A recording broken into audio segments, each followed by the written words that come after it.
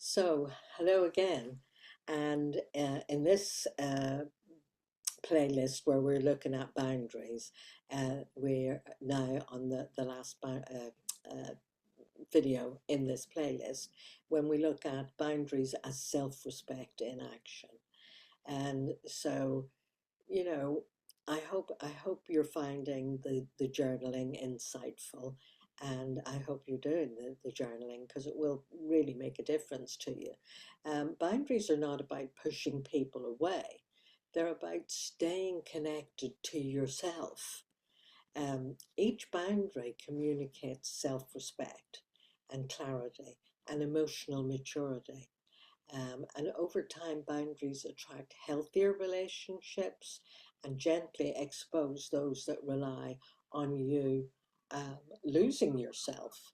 You know, a lot of people in relationships with alcoholics find over years that they lose themselves because the way of life that they want to have isn't possible because somebody else who's constantly under the influence of alcohol, or for other people mood altering substances, their mood, their behaviors can't always be relied upon or depended upon.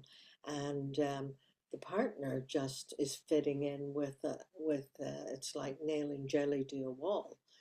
It keeps moving.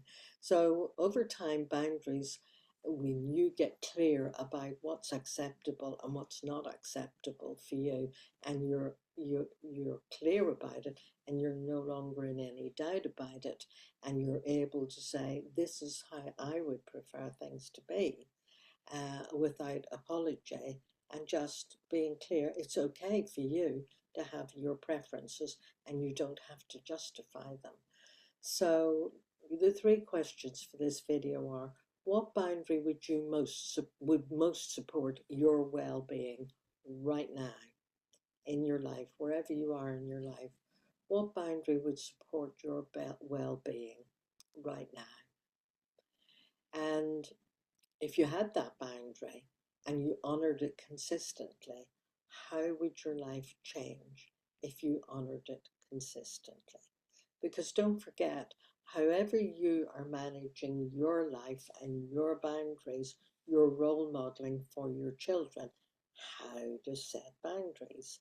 And if you don't set any, or you don't know how to set any, or you don't understand them, then that's what you're role modeling for your children. And so the final question on this final video of this playlist is: what does self-respect look like in daily action?